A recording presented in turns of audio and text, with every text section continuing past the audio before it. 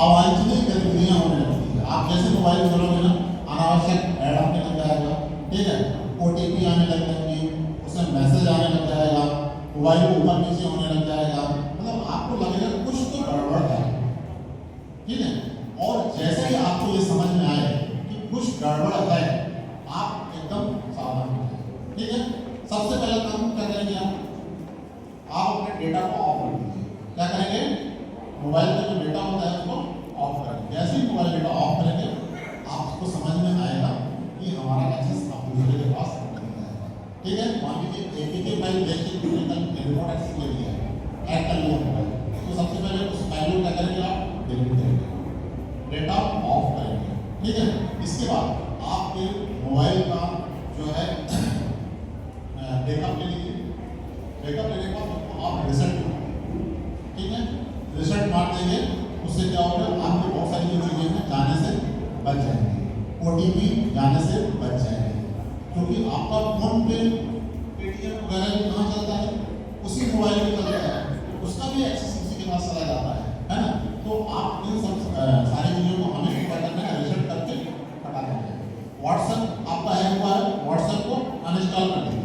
क्या करेंगे, व्हाट्सएप को तत्काल अनइंस्टॉल कर दीजिए। और इसके बाद अगर आपका वो नंबर बैंक में अटैच है, तो आप बैंक में सबसे पहले आपका जो अकाउंट है उसमें जो है नॉन परमानेंट होल्ड लगाना है। क्या करना है, नॉन परमानेंट होल्ड लगाना है। आज का जो है तो बोल दीजिएगा कि मेरा मोबाइल हैक हो गया है और उसमें फोन पे, पेटीएम ये सब यूपीआई होता था, तो वो आपके उसमें होल्ड लगाने के आपका जो अकाउंट है उसमें पैसे कहीं जाए तो आपका पैसा सुरक्षित है जब भी आपको लगे। और दूसरी चीज, एक एनिडेस्क का नाम सुना आपने, नहीं सुना है?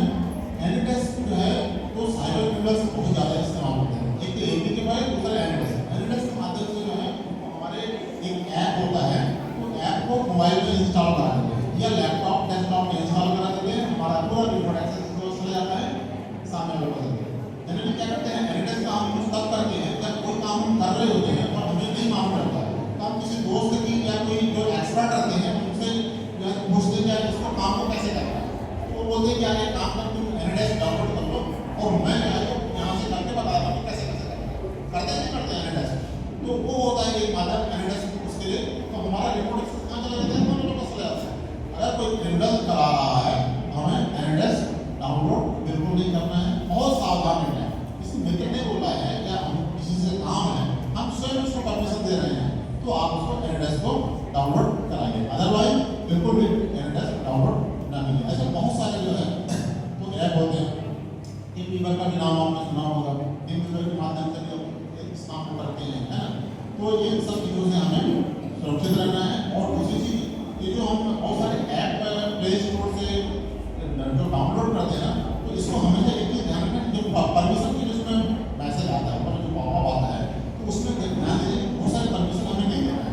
उसमें बोलते हैं कि आप कैमरा का एक्सेस ले रहे हैं, आपकी गैलरी का एक्सेस ले रहे हैं, ये सब तो आपको एक्सेस देने की तो बिल्कुल जरूरत नहीं है। आपको ये ऐप देना है तो हमें नहीं, हम अपनी मीडिया गैलरी का एक्सेस तो दें, आप बताओ ना, हमारे कोई भी चले जाएंगे, आपको पूरे कॉन्टैक्ट्स चले जाएंगे, है ना।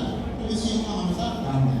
एक चीज़ और मैं बताऊँ कि जो लोन होता है, लोन के नाम से जो फ्रॉड होता है ना, तो ये भी आप ध्यान रखें, कोई ऐसा है जो RBI का रजिस्टर्ड हो, उसी से हमें लोन लेना है। अदरवाइज ये जो ऐप के माध्यम से जो लोन वाले ऐप हैं, इनसे आप कोई भी लोन मत लीजिए, क्योंकि ये परमिशन पूरी ग्रांट करा लेते हैं और इसके बाद आपके सगे संबंधियों को फोन करते हैं, पूरा दिन भर परेशान करते हैं, है ना।